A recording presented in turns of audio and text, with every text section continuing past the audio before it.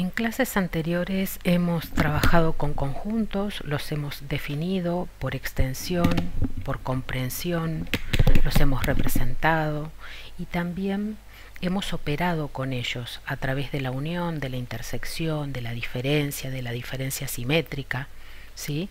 Ahora vamos a ver cómo podemos relacionar los elementos de dos conjuntos. Vamos a empezar con el producto cartesiano. ¿A qué se llama producto cartesiano de dos conjuntos? Bueno, el producto cartesiano se representa A por B, como está representado acá, ¿sí?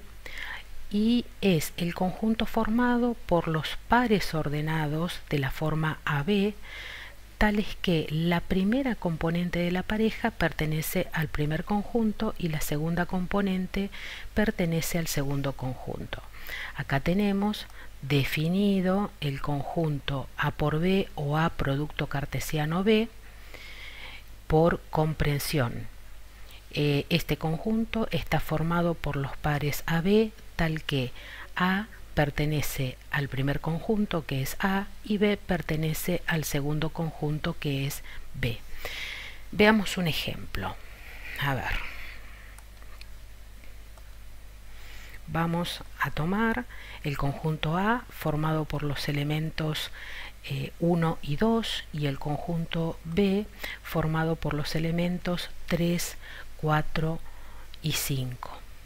¿Cómo escribo, cómo represento el producto cartesiano A por B?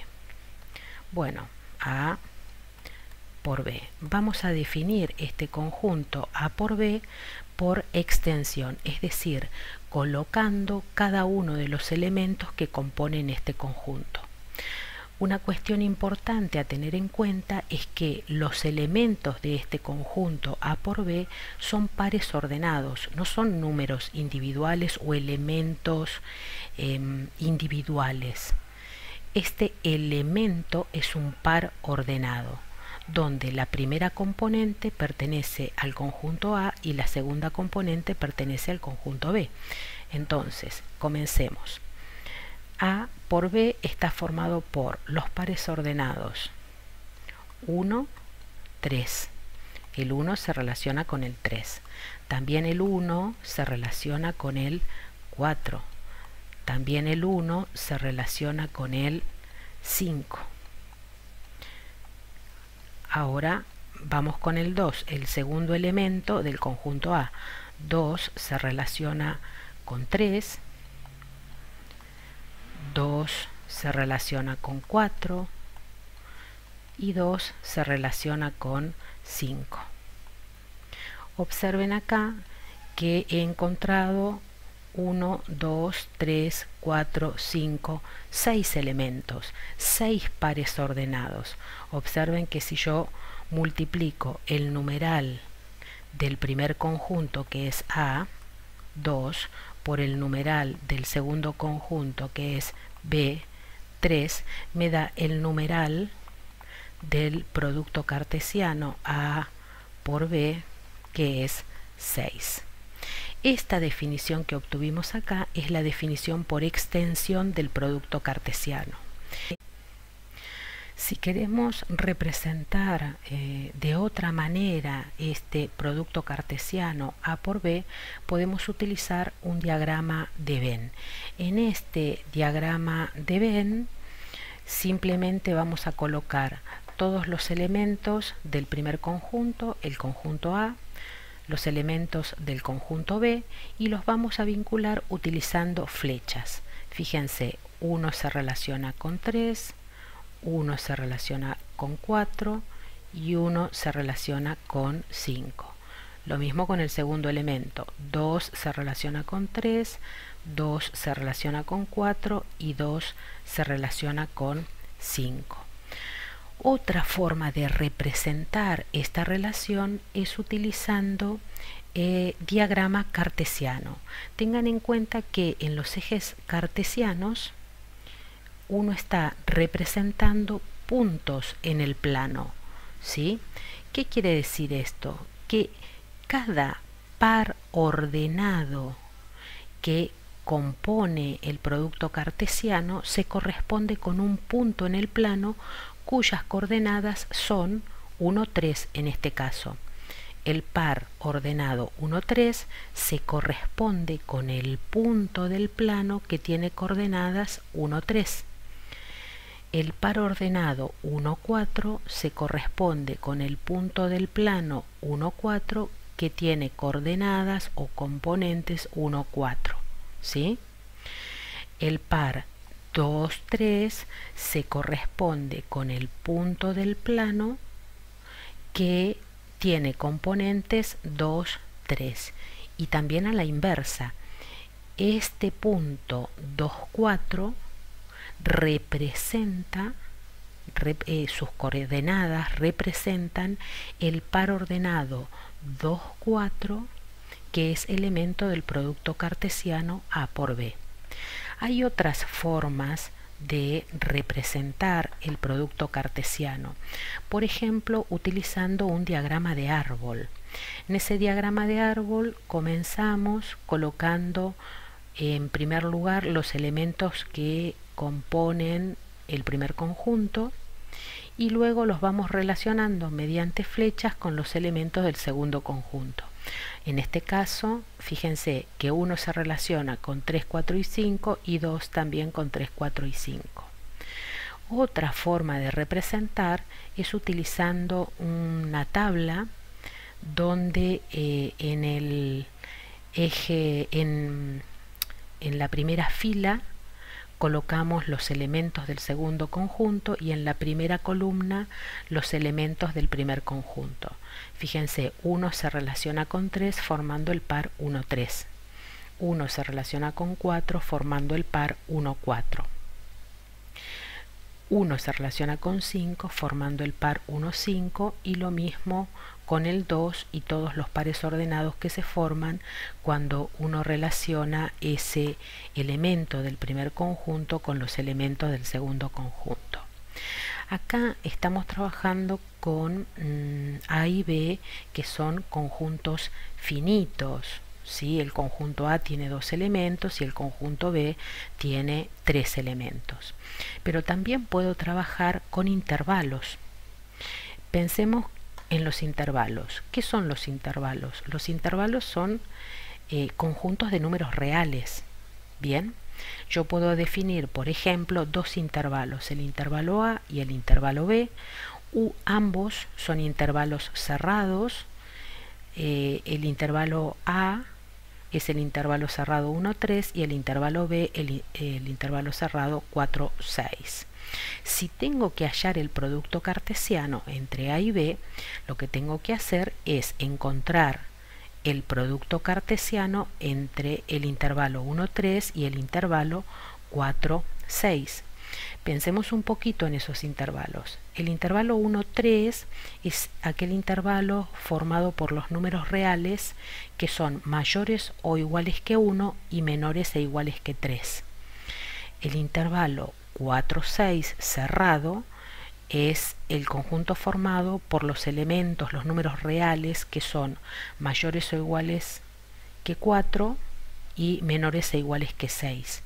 Si lo que voy a hacer es buscar el producto cartesiano entre A y B, tengo que buscar todas las relaciones posibles entre los elementos del intervalo A con los elementos del intervalo B.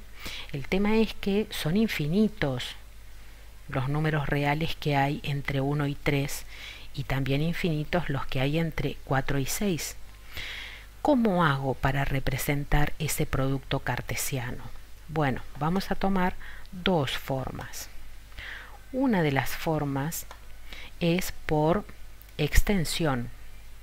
Bien, voy a hallar el producto cartesiano entre estos dos intervalos, bien, y lo voy a definir. ¿Cómo lo voy a definir? Bueno, como es un producto cartesiano, va a estar formado por pares ordenados, de la forma XY, pertenecientes a R cuadrado. ¿Esto qué es? De reales por reales, un producto cartesiano entre reales, ¿sí? Es el mismo conjunto, reales por reales, tal que la primera componente del par, x, es mayor o igual que 1 y menor o igual que 3.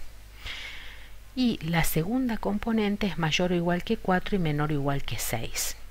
¿Cómo lo represento? Bueno, los números reales se representan gráficamente en la recta numérica, pero como acá tengo un producto cartesiano entre reales y reales, voy a necesitar de los ejes cartesianos, donde en el eje horizontal voy a representar el primer conjunto, que es el conjunto A, y en el eje vertical en el eje Y voy a representar el conjunto B. El conjunto A es el intervalo cerrado 1, 3. ¿Sí? El conjunto B es el intervalo cerrado 4, 6. ¿Y cómo represento el producto cartesiano? Pensemos un poquito. A ver, 1 se relaciona con 4, porque se relaciona con todos los elementos de B. Se va a relacionar con 5, se va a relacionar con 6, se va a relacionar con 4,5, con 4,8, con 5,1, es decir, con todos los reales que están acá, ¿sí? Que son infinitos. Si tomo el 2, se va a relacionar con el 4, se va a relacionar con el 6, con el 5 y con todos los reales que están entre medio, es decir, con el 4,5, con el 4,8, con el 4,9, es decir, con todos estos. ¿Bien?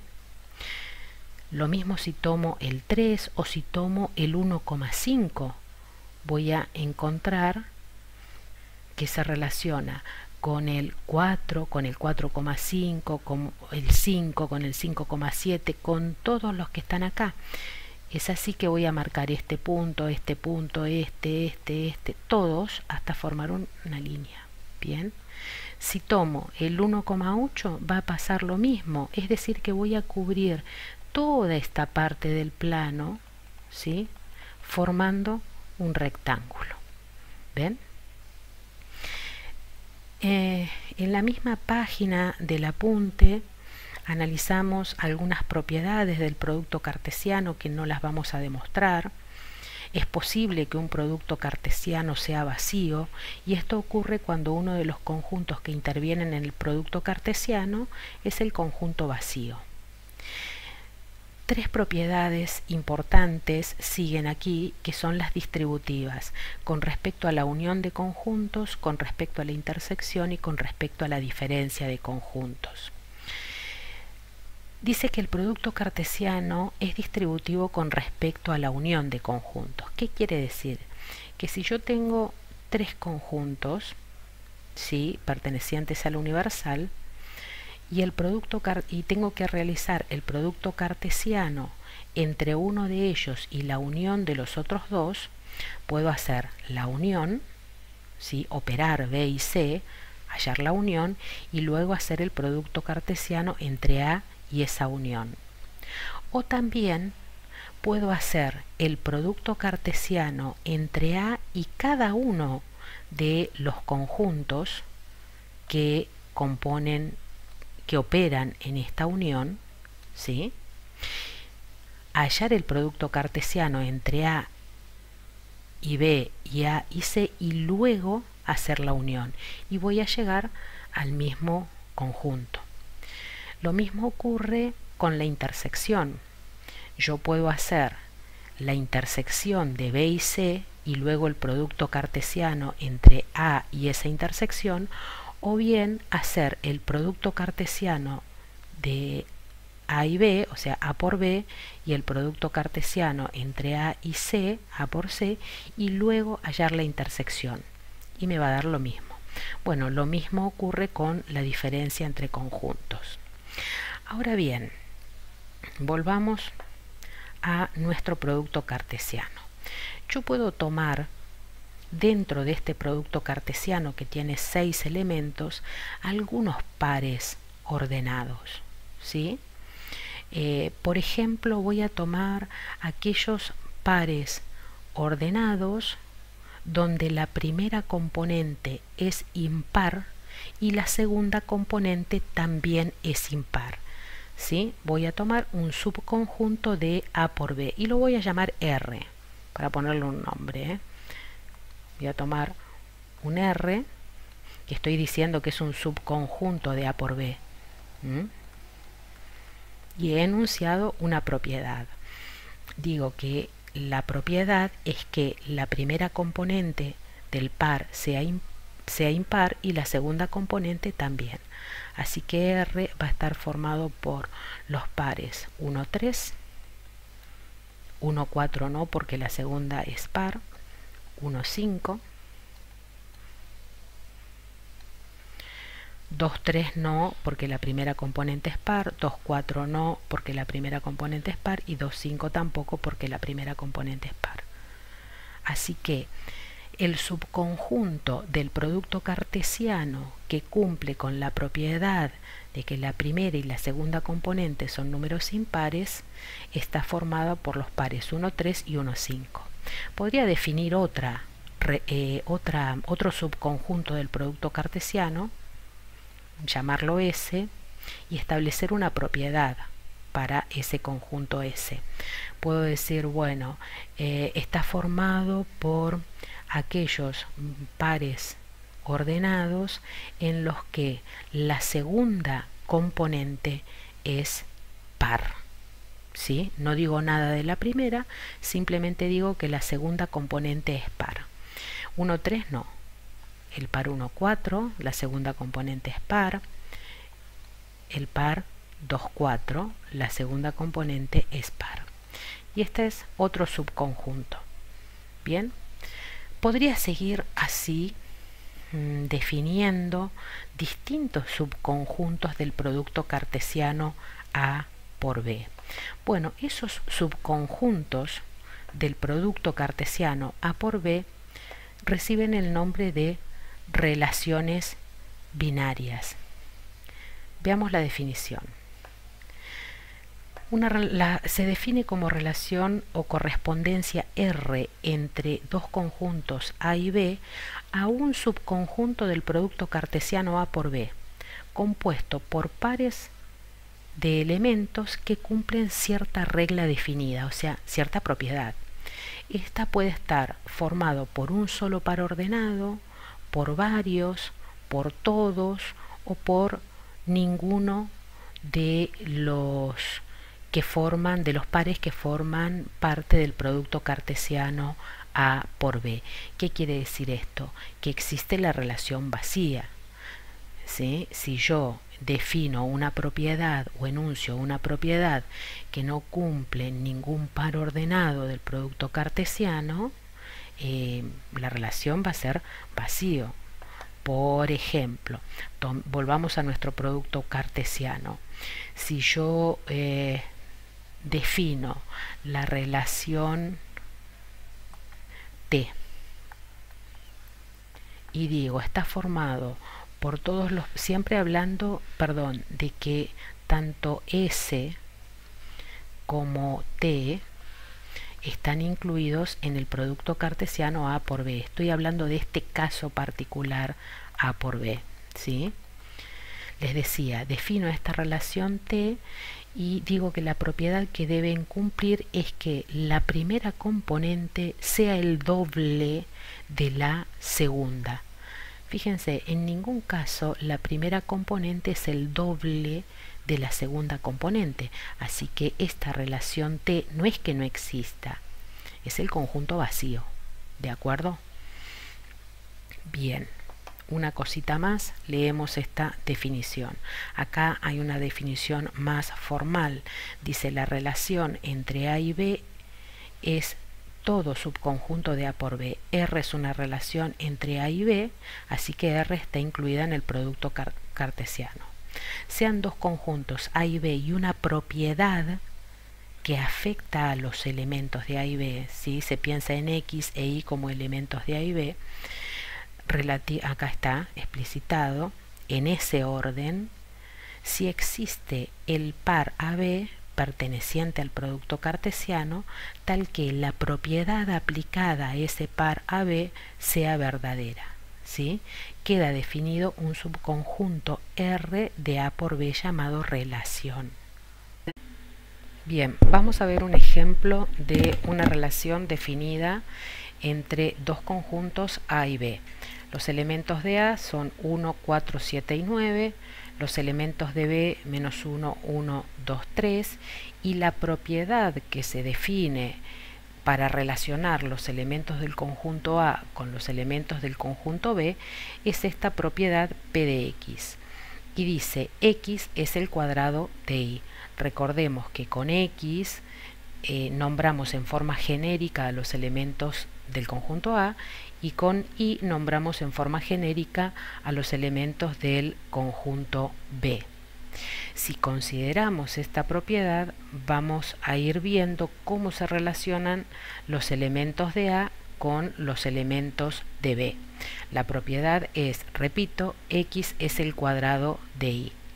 Si representamos mediante diagrama de Venn, que es más simple para visualizar, vemos que 7 no es el cuadrado de ninguno de los elementos de B. 1, sin embargo, es el cuadrado de menos 1 y es el cuadrado de 1, así que se relaciona con esos dos elementos de B. 4 es el cuadrado de 2 y 9 es el cuadrado de 3. Este es el diagrama sagital de la relación R, ¿sí? Que es una relación que está incluida en el producto cartesiano de A por B.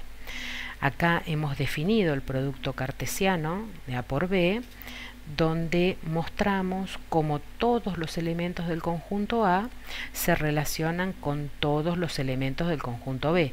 Por eso dice 1 menos 1 como primer par, 1, 1, 1, 2, 1, 3 y así sucesivamente con los siguientes elementos del conjunto A y los elementos del conjunto B para formar los pares ordenados.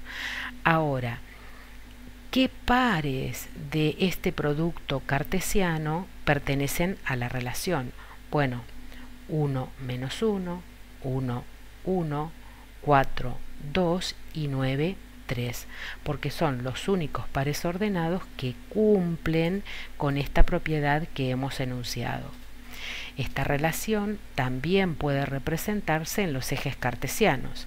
Fíjense que con estos puntos azules hemos representado todos los pares ordenados que pertenecen al producto cartesiano A por B. Y entre esta línea cerrada, esta curva cerrada roja, encerramos aquellos elementos que pertenecen a la relación R. Acá claramente se ve la inclusión. Otra forma de representar las relaciones es utilizando el 1 y el 0 para indicar si un elemento se relaciona con otro o si no lo hace. Por ejemplo, acuérdense que cuando armo las tablas, en la primera columna coloco todos los elementos del conjunto A y en la primera fila todos los elementos del conjunto B. Entonces, 1 se relaciona con menos 1, sí, a través de la relación hablamos, ¿no? Entonces, ponemos acá 1. Bien, a ver si lo marco. 1. 1 se relaciona con 1, sí. 1 se relaciona con 2, no, por eso pusimos un 0. 1 se relaciona con 3, no, por eso pusimos un 0. 4 se relaciona con menos 1, no. Con 1, no. Con 2, sí, porque 4 es el cuadrado de 2. ¿Ven? Usamos el 1 para indicar que existe una relación entre ese elemento y el otro elemento del segundo conjunto y un 0 para indicar que no existe relación. Bien. Si seguimos en la lectura del apunte, las relaciones, además de representarse a través de diagrama de Venn, en los ejes cartesianos, a través de tablas. A veces algunas relaciones se pueden representar mediante una expresión algebraica. Por ejemplo, fíjense acá, tengo una expresión algebraica y acá tengo otra expresión algebraica, donde aparecen relacionados a través de una fórmula los elementos de cada uno de los conjuntos. Recordemos que estamos llamando X a los elementos del conjunto A e Y a los elementos del conjunto B. Si ninguno de las variables tanto X como Y están despejadas en esa ecuación, se dice que la ecuación o la forma en que está definida la relación es implícita, ¿sí? Fíjense, en este segundo caso, ni X ni Y están despejadas, entonces está definida la relación en forma implícita.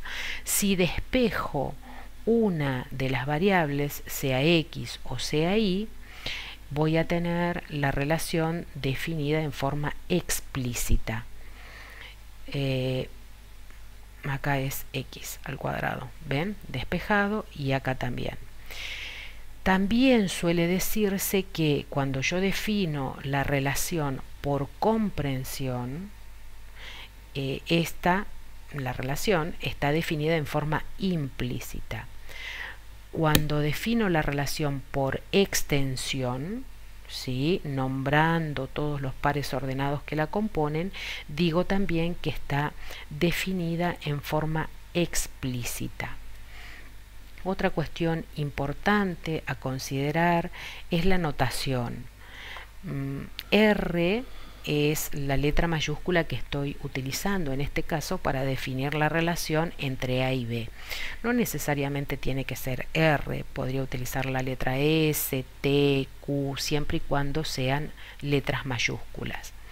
Una forma de expresar esa relación es esta que tenemos, acá, ¿sí? R, dos puntos, A, flecha B. ¿Qué significa esto? La relación R va de A en B, ¿sí? La relación R es una aplicación que va de A en B. Si el par XY pertenece a la relación, nosotros podemos decir simplemente XY pertenece a la relación, o bien X se relaciona con Y. X se relaciona a través de esta relación que yo llamé R con Y. En este lugar en que yo pongo R se pone el nombre que yo estoy utilizando para la relación. También puede decirse que Y es igual a R de X. Bien, Y es igual a R de X. Vamos a retomar un poquito a qué llamamos dominio, imagen y relación inversa de una relación. Es algo que les va a resultar familiar. Vamos a tomar una relación R, que acá está nombrada con minúscula, eso es un error, vamos a solucionarlo. Relación R entre A y B, entre los conjuntos A y B. Si el par ordenado pertenece a la relación, Y es una imagen de X por la aplicación R, y X se llama preimagen de Y por la aplicación R. Supongamos que yo acá estoy aplicando la relación R y los elementos de A son llamados en forma genérica X y los elementos de B son llamados en forma genérica Y.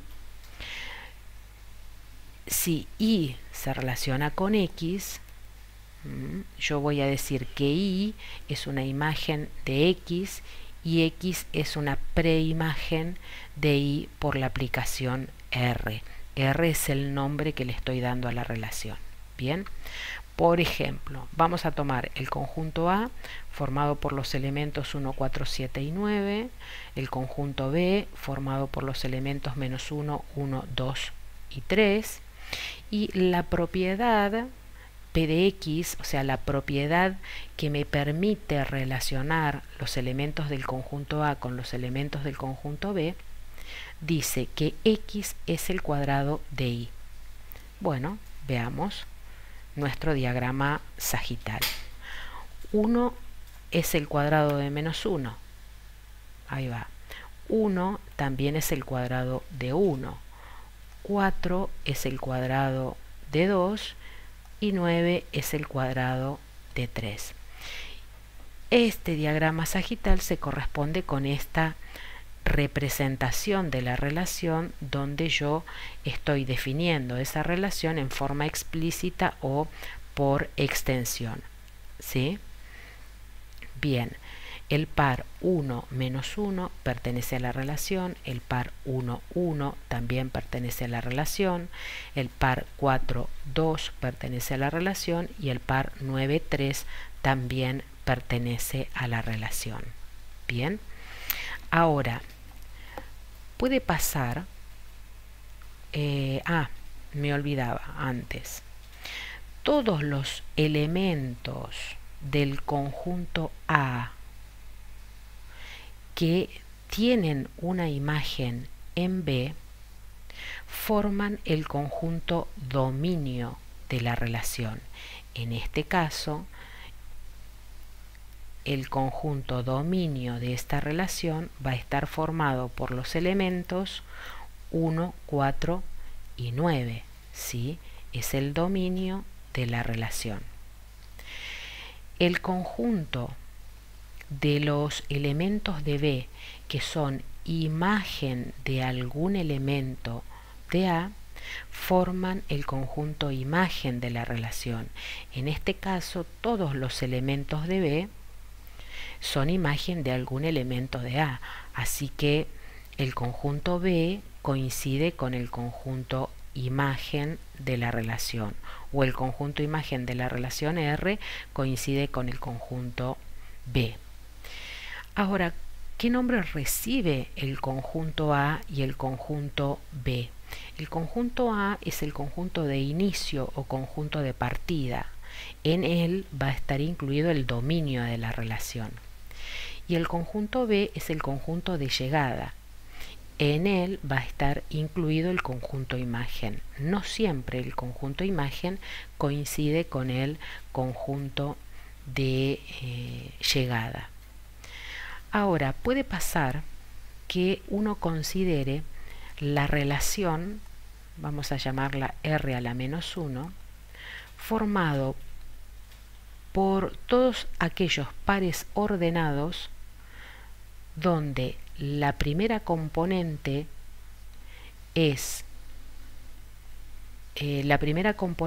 pertenece al conjunto imagen y la segunda componente pertenece al dominio. Esto es menos 1, 1, 1, 1, 2, 4 y 3, 9. Esa nueva relación se llama relación inversa, ¿sí? Que es la aplicación que me permite, si quieren ustedes, regresar del conjunto de llegada al conjunto de partida, ¿sí? Respetando siempre la propiedad que uno ha establecido para definir la relación R. Todas las relaciones tienen una relación inversa. Siempre que hay una relación definida, se puede definir también su inversa. Bueno, como vimos, dados dos conjuntos y una propiedad, yo puedo relacionar los elementos de un conjunto con los elementos del segundo conjunto a través de la propiedad que he definido. Cuando no establezco esta propiedad, Yo igual puedo relacionar los elementos del primer conjunto con los elementos del segundo conjunto a través del producto cartesiano A por B. En ese conjunto producto cartesiano voy a tener todos los pares ordenados que se forman al relacionar cada uno de los elementos del conjunto A con cada uno de los elementos del conjunto B. Si yo defino una propiedad, esa propiedad me va a permitir seleccionar de todos estos pares ordenados aquellos pares que cumplen con la propiedad, ¿sí? Ese conjunto de pares ordenados que cumplen con una propiedad es una relación, un conjunto relación que en este caso en forma genérica llamé R. Ahora, hay una relación muy particular que cumple con determinadas propiedades, ¿sí? Veamos, ¿cuál es esa relación? Es la relación que ustedes conocen como función, ¿sí? ¿Cuándo una relación es función? Bueno, para que una relación sea función entre dos conjuntos A y B, deben cumplirse dos condiciones: la condición de existencia y la condición de unicidad. La relación de existencia me dice que todos los elementos del conjunto de partida tienen que tener una imagen en el conjunto de llegada. Y unicidad, la condición de unicidad, me dice que todos los elementos del conjunto de partida tendrán una única imagen. Bien, se van a relacionar con un solo elemento del segundo conjunto. Por ejemplo, veamos aquí en primer lugar la relación R genérica definida entre los conjuntos A y B. El conjunto A tiene 3 elementos y por el diagrama sagital se relacionan con elementos del conjunto B, y el conjunto B tiene 4 elementos. Este elemento se relaciona con este y este elemento se relaciona con este de acá. Ahora, esta es una relación definida en a partir del producto cartesiano A por B. Pero acá hay un elemento en el conjunto A que no se relaciona con ningún elemento del conjunto B. Así que esta relación es una relación, pero no es una relación funcional. ¿Por qué? Porque no cumple con la condición de existencia. Al encontrarme con un elemento que no tiene imagen en B, no cumple la condición de existencia. Veamos la relación S. Tengo otra vez 3 elementos en el conjunto A y 4 elementos en el conjunto B. El primer elemento del conjunto A se relaciona con este primer elemento del conjunto B. El segundo elemento se relaciona con este tercero y el tercer elemento se relaciona con el cuarto. Veamos, ¿se cumple la condición de existencia? Sí, los 3 elementos que componen el conjunto A tienen imagen en el conjunto B. ¿Se cumple la condición de unicidad, es decir, que cada uno de estos 3 elementos tenga una única imagen? Sí, así que esta relación S es una relación funcional. Bien, veamos la relación T. Conjunto A. Los 3 elementos del conjunto A tienen una imagen en el conjunto B. Bien, este elemento se relaciona con este de B, este se relaciona con este de B y este se relaciona con este de B. ¿Se cumplen con la condición de existencia? Sí, todos los elementos del conjunto A tienen una imagen en B. ¿Se cumple la condición de unicidad? Sí, porque este elemento tiene una única imagen este elemento tiene una única imagen y este también. No importa que todos compartan la misma imagen. Eso no afecta que la relación sea funcional. Así que esta relación es una función y esta también es una función. Vuelvo a repetir, no importa que todos los elementos de A compartan la misma imagen. Para hacer función no me tienen que quedar elementos en el conjunto A sin imagen en B. Y tiene que tener una sola imagen. Veamos, a ver, este caso.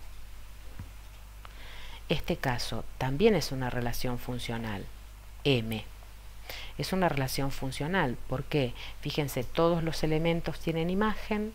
Acá hay dos elementos que comparten la misma imagen. Eso no importa. Así que sigue siendo una función también. Este conjunto también es 1 a 1. Este tiene una imagen, este tiene una imagen, este tiene una imagen. Ahora, si yo hiciera acá un pequeño cambio, por ejemplo, haciendo que ese primer elemento también se relacione con el segundo elemento del conjunto B, ya n no sería una función. ¿Por qué? Porque tengo un elemento de A que tiene más de una imagen en B. ¿Bien? Una cuestión que me gustaría aclarar es que las funciones son relaciones y se pueden representar de todas las formas que se representan las relaciones. Nada más que se elige para nombrar las relaciones que son funciones letras cursiva minúscula. Bien, en este caso vamos a analizar si las siguientes relaciones que me están diciendo que son funciones, porque me las están nombrando con letras minúsculas, F, G y H, si realmente son funciones, si cumplen con las condiciones de existencia y unicidad. Estas funciones supuestas, F, G y H, se definen del conjunto A en el conjunto B. El conjunto A tiene elementos 1, 2, 3, 4 y el B 1, 2, 3, 4 y 5. Veamos la relación F. Me dice que 1 se relaciona con 2, que 2 se relaciona con 3. Voy a volver. 2 se relaciona con 3, 3 se relaciona con 4 y 4 se relaciona con 5. F. ¿Cumple con la condición de existencia? Sí, todos los elementos de A se relacionan con algún elemento de B. ¿Cumple con la condición de unicidad? Sí. Fíjense que de ningún elemento de A salen dos flechas, así que F es función. ¿Sí? Función. Veamos qué pasa con la relación G. 1 se relaciona con 2, 1 se relaciona con 3, 2 se relaciona con 4, 3 se relaciona con 5 y 4 también se relaciona con 5. Veamos, en el caso de G, ¿se cumple con la condición de existencia? Sí, todos los elementos del conjunto A tienen una imagen. No se cumple la condición de unicidad. ¿Por qué? Porque el 1 tiene dos imágenes en B, así que no es función. G no es función. ¿Qué pasa con H? 1 se relaciona con 1, 2 se relaciona con 2 y 3 se relaciona con 3. Bueno, acá no se cumple la condición de existencia porque el 4 no tiene imagen en B, así que H tampoco es función. Bien, veamos el ejemplo, un ejemplo de una función definida de la forma X. Me dice que está formado por los pares X, Y pertenecientes al producto cartesiano A por B, donde Y es igual al cuadrado de X. Los elementos de A son 1, 2 y 3 y los elementos de B son 2, 4, 6 y 9. Acá hay un error. El elemento de B no es 2, sino es 1, porque el cuadrado de 1 no es 2, sino que es 1. Así que arreglen en sus apuntes. Yo después lo voy a arreglar también en el campus, pero tengan en cuenta esto. 1 se relaciona con 1 porque 1 es el cuadrado de 1. 4 es el cuadrado de 2 y 9 es el cuadrado de 3. ¿Sí? El conjunto de partida en este caso coincide con el dominio de la función, pero el conjunto imagen no coincide con el conjunto de llegada, que en el caso de las funciones ese conjunto de llegada también es llamado codominio. Otro aspecto que me interesa que revisemos en relación a las representaciones es que las funciones también pueden representarse en los ejes cartesianos, que es la forma más habitual en las que representamos en cálculo. Vamos a seguir con la misma función definida de A en B. Tomemos estos dos conjuntos. Ahora el conjunto de partida es menos 1, 0, 1 y 2 y el conjunto de llegada está formado por los elementos 0, 1, 2, 3 y 4. Si hallo los pares ordenados que pertenecen al conjunto F, me encuentro con los pares menos 1, 1, 0, 0, 1, 1 y 2, 4.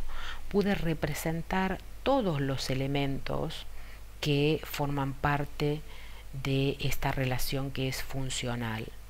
Pero, ¿qué pasa si en lugar de definir esa función desde el conjunto A hacia el conjunto B, defino la relación desde Z hasta Z? O sea, desde el conjunto de los números enteros al conjunto de los números enteros. Bueno, voy a seguir relacionando, voy a poder relacionar el menos 1 con el 1, el 0 con el 0, el 1 con el 1, el 2 con el 4, pero voy a poder agregar otros pares, como el menos 2 con el 4, el menos 3 con el 9, el 3 con el 9, el menos 4 con el 16, el 4 con el 16. Voy a poder marcar muchos más puntos en el plano. Voy a poder marcar todos y no, porque son infinitos. ¿Sí? Así que en general uno representa una parte, nada más, en los ejes cartesianos. Y acá me surge una pregunta. ¿Puedo unir estos puntos formando una parábola así? No. ¿Por qué? Porque va de enteros en enteros. No voy a obtener una imagen, no puedo tomar este elemento, el 1,5 por ejemplo, y obtener su imagen. ¿Por qué? Porque 1,5 no es entero.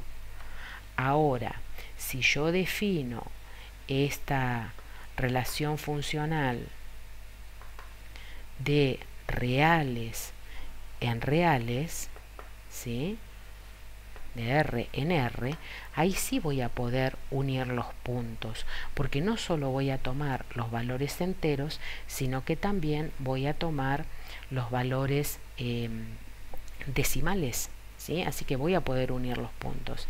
Es una cuestión para tener en cuenta. No siempre podemos unir los puntos.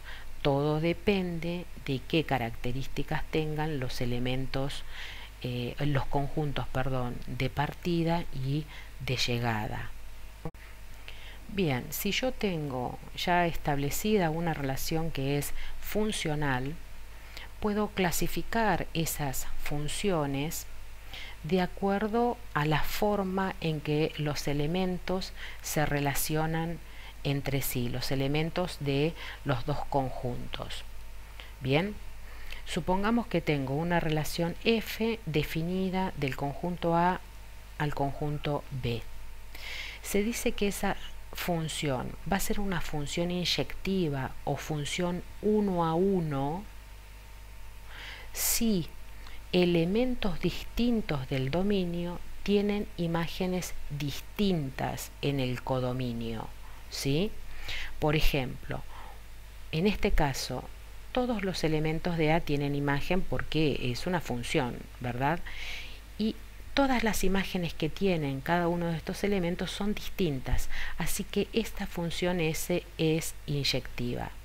En el caso de la función T, los tres elementos de A comparten la imagen, así que no es inyectiva.